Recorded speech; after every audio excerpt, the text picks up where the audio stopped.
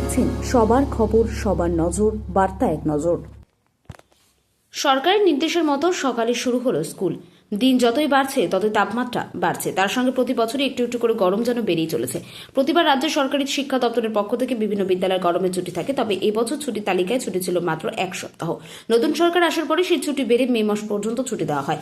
1 June থেকে শুরু হয় আবার পুনরায় স্কুল, কিন্তু প্রচন্ড গরম থাকায় সরকারিভাবে নির্দেশ দেওয়া হয় যে সমস্ত জেলায় সব বিদ্যালয় মর্নিং শিফটে করতে হবে। সেই মতো সমস্ত বিভিন্ন জেলার হুগলি জেলাতেও এদিন বিভিন্ন বিদ্যালয় গতকাল থেকে সকালে চালু করেছে স্কুল। এদিন বাঁশবেড়িয়া গার্লস স্কুলে ছবি ধরা পড়লো আমাদের ক্যামেরায়, তবে ছাত্রছাত্রী থেকে অভিভাবক কেউ অবশ্যই ক্যামেরার সামনে কিছু বলতে চাননি। অনেকেরই দাবি প্রতি বছর যেহেতু গরম বাড়ছে তাই গরমের ছুটি 1 মাসের আগেও ছুটির পর 1 মাস স্কুলে দেওয়া হোক। ব্যুরো রিপোর্ট, বার্তা এক নজর।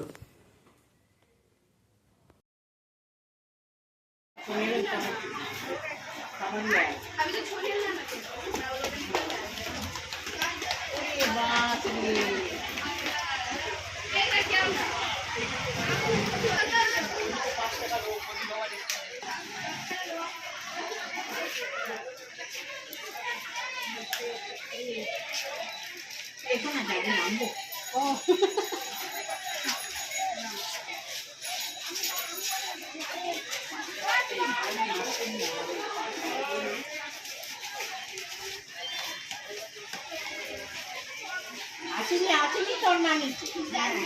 হ্যাঁ, চল তুই আমাদের বাড়ি।